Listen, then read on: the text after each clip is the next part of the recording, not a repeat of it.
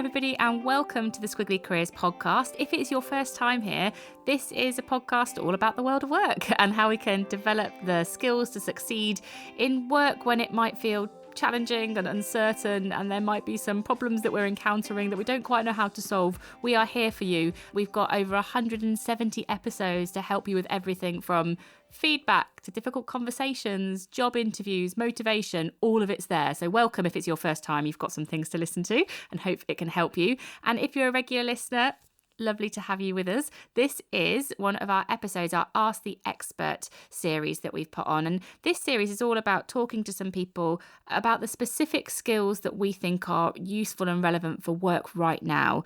If you're anything like us, the last sort of 7-8 months has felt really challenging, really tough. We've had to draw on our reserves and develop different skills and strengths to really be at our best in this kind of working context. And so we've gone and spoke to some people about different skills. In this series, we've talked to Mary Portas about kindness and how we can have more kindness for ourselves and each other in the workplace. We've spoken to David Epstein about the importance of experimentation. Just last week, I spoke to Elizabeth Uviebinené about confidence and how we can all develop authentic confidence. So lots that we've already talked about. And today we're talking about habits, the value of habits, and actually having almost that healthy work habits has been really meaningful for me. Thinking about how I set my day up for success, the things that I do repeatedly, and how I develop new habits has been important. And I was so happy that I could talk to James Clear, somebody that is a sort of a recognised expert in this area. His book, Atomic Habits, has sold over 1 million copies. And we really get practical on habits. We talk about things like the difference between outcome and identity-based habits. I found that fascinating, and how identity-based habits can help us make them last for longer. So hopefully that will help you too. And we also talk about how you can break up with bad habits, the things that might be sticking around a bit too long, and also build new helpful habits. Before we get started with the conversation, I did just want to say a big thank you to the Bupa Foundation, who are our partner for this Ask the Expert series. If you don't know about the Bupa Foundation, they're a charity whose purpose is to help people live longer, healthier, happier lives. And if you would like another podcast listen, they've just launched one too. It's called Resilience Brilliance, and you can find it everywhere you find your podcast. Wherever you found Squiggly, you can find that one too. So let's get started with my conversation with James, and then I'll be back at the end to let you know who's coming up next in our Ask the Expert series.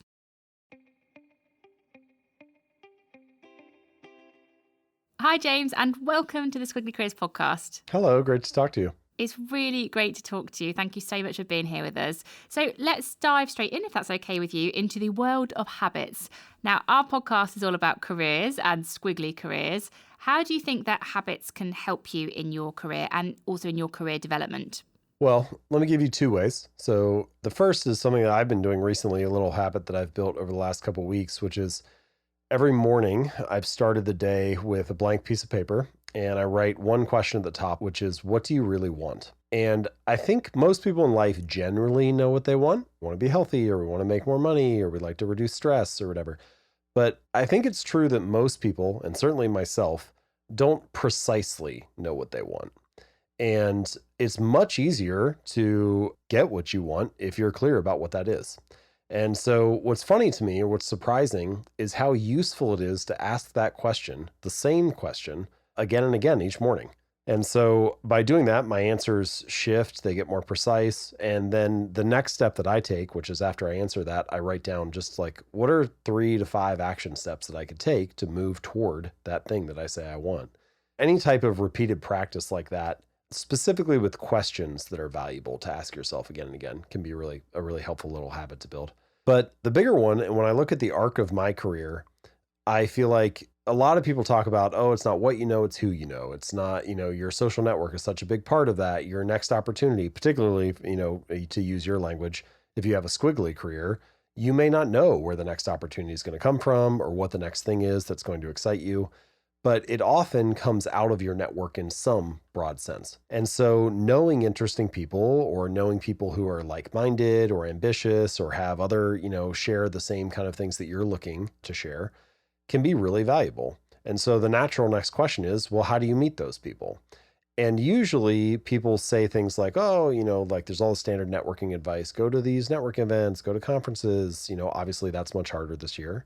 or send cold emails, which can be helpful, but also can be hard.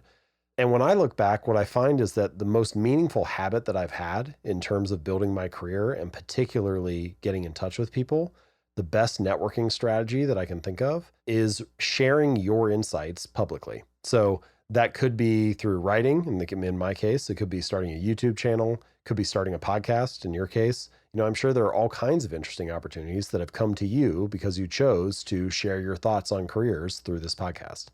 And so sharing your work publicly is kind of like a magnet. It attracts like-minded people. And so rather than doing it outbound and trying to somehow magically find these people, you can share the insights that you have or the thoughts that you have or the beliefs that you have, and people who share those same things will come and find you. And so I think the habit of creating or the habit of sharing, the habit of posting your thoughts in some form of media is a really powerful career-related habit and certainly has paid dividends for me. In the book, you talk about the importance of starting small, and that was something that really resonated with me. So if you want to develop as a thought leader, for example, just start small with a short article on LinkedIn, or actually even smaller with a short post about a podcast you've listened to, and then start that way. Yeah, the phrase that I like is to write about what fascinates you, or you could say the same thing about a podcast or YouTube or whatever. You don't need to be an expert. You don't have to have your PhD in it. You'll often figure it out along the way. And I think similar to many people early on, I kind of had this little bit of imposter syndrome, sort of like, who am I to write about habits? Like, why would I start about it? This is 5 or 6 or 7 years ago. And I had a friend who said, well, the way that you become an expert is by writing about it every week. And I internalized that idea and I really liked that. It was like, I wrote a new article every Monday and Thursday. If you do that for 2 or 3 years, actually, yeah, it turns out there aren't really that many people who have written 150 articles on habits or whatever. And you do develop an expertise through the act of showing up consistently. It's almost always better to do less than you had hoped than to do nothing at all.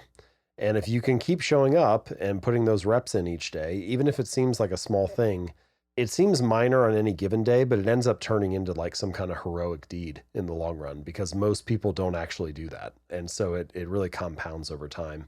So I asked our community for questions to share with you, and Ben, who founded a brilliant organisation called the Rebel Book Club, asked, what is one of the hardest habits that you have found to break? So let me give you 2. One that I still have not broken, and I think many of us deal with, is checking our phone all the time. If I have my phone next to me, I'll check it every 2 or 3 minutes just because it's there. And so one thing that I've tried to do to reduce that a little bit is I leave my phone in another room until lunch each day. And it doesn't work for everybody's job, but it's doable for me. And what's nice about it is that I get a block of, say, 3 or 4 hours where I can just work on my agenda rather than responding to everybody else's or all the incoming stuff. And what's funny is that I have a home office, so it's only 30 seconds away, but I never go and get it. And so I'm like, well, did I want it or not? Like in one sense, I wanted it bad enough to check it every 3 minutes when it was next to me. But in another sense, I never wanted it so bad to go work 30 seconds to get it.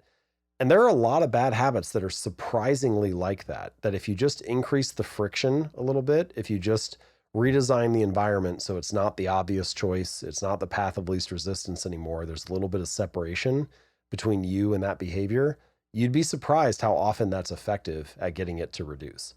The other one that I've struggled with, I'm pretty good about sleep in terms of getting enough sleep, but the element that I struggle with is going to bed at the right time. So I'll often get a second wind around, say, 9 or 10 p.m. And I'll be like, well, maybe I'll just answer a few emails, or maybe I'll just do a little bit of work. And of course, it's never just a few, right? You turn around and it's like midnight and you're still working. And I know that I have better days when I wake up early. But if I'm not going to cheat myself on sleep and then suddenly it's midnight, well, now all of a sudden I'm sleeping until 8 a.m. or 9 a.m. or whatever. And so the day gets off on a bad foot. And so it's trying to break that cycle. And that one's been harder for me to break. One of the things that struck me in the book was when you talked about there not being good and bad habits and there only being effective habits. And I think it resonated because I can see it in myself when I make these very binary distinctions between good and bad habits, and that might not be helpful for habit change. Can you talk a little bit more about how getting rid of this idea of good and bad habits can be helpful for people? Yeah, well, it certainly is easy to judge yourself for them. I think we all have experienced this because you're like, well, if it's a bad habit, why do I keep doing it? If this is so bad for me, why do I keep repeating it? And the point that I was trying to get across there is that all habits are solutions to recurring problems in your environment. So, a problem that arises again and again, your brain tries to figure out how to resolve that, and eventually it automates it. And so, all of your bad habits serve some purpose. They're effective in some way in the sense that they resolve that problem. So, let's say, for example, you come home from work and you're exhausted. For one, that's a problem that your brain is looking to solve. And for one person, they might smoke a cigarette to reduce stress. Another person might play video games for an hour. A third person might go for a run in their neighborhood. And all of those are potential solutions to the same underlying problem, but some of those habits are healthier than others, some are less productive than others. We shouldn't judge ourselves for them because for most of us, perhaps for all of us, during our childhood, we inherit habits and behaviors. We just soak up things that are around us that we see displayed, that we see role modeled, whatever. But once you become an adult, the responsibility starts to shift to your shoulders and it becomes your responsibility to figure out what are the problems that my habits are solving and is there a better or more healthy or optimal way to do that? And then you start to explore those things. But I don't think it makes sense to berate yourself for the habits that you inherited because you didn't necessarily have control over that anyway. So that's kind of what I mean when I talk about habits being effective. I will add one final thing, which is that I like to define good and bad habits in the sense of what is the ultimate outcome they provide. You find that most behaviors in life produce an immediate outcome and an ultimate outcome. So for many bad habits, the immediate outcome is favorable. Like the immediate outcome of eating a donut is great. It's sweet, it's sugary, it's tasty, it's enjoyable. It's only the ultimate outcome that's unfavorable. The same is true for good habits, but in the reverse. Like the immediate outcome of, say, going to the gym for the first week is kind of unfavorable. Like your body looks the same in the mirror. The scale hasn't really changed. Maybe you're sore. It's only 2 or 5 or 10 years later that you get that ultimate outcome that you're hoping for. And so the cost of your good habits is in the present. The cost of your bad habits is in the future. And I think that's kind of a meaningful way to distinguish between what is a good habit and what is a bad habit. Well, how do they serve you in the long run, not how do they serve you in the moment? So my biggest aha moment in the book was when you talked about the difference between an outcome-based habit and identity-based habits. And I would love for other people to hear a bit more about that. Could you explain the difference between the two? Usually when we start the process of behavior change, the common narrative or the typical conversation is, well, what do you want to achieve? And so people say things like, well, I'd like to, lose weight, or I want to get this promotion, or whatever it is. So we start with some kind of outcome, and then we come up with a plan for that. So we have a process that we're going to follow. We say, well, if I want to lose weight, I need to go to the gym 4 days a week. And then there's kind of a last step, which is just sort of assumed, which is, well, if I go to the gym 4 days a week and I achieve that outcome of losing weight, then I'll be the person I want to be. So I'll have the identity that I want to have. And my argument is to reverse that process. Rather than to do an outcome-based habit, let's start with an identity-based habit. And so the identity-based habit says, well, who is the type of person that could achieve the thing that I want to achieve? Maybe it's the type of person that doesn't miss workouts, for example. And so you focus on building that identity rather than on achieving that outcome and say, okay, now I want to be the type of person who doesn't miss workouts. So now my process becomes, maybe I'm going to the gym 4 days a week, but it's different than it was before. Before it was based on the outcome. And so I felt like I had to go for 45 minutes. And if I didn't do the full workout, it was a failure. And if I wasn't increasing the weight, it wasn't good. But now we're saying the identity is I just don't miss workouts. So if I only have 5 minutes and I can only do 3 push-ups, that's what I do. But it still builds on that identity. And you trust that over time, if you build the habits that reinforce your desired identity, the outcomes will come naturally along the way. Ultimately, I think true behavior change is really identity change.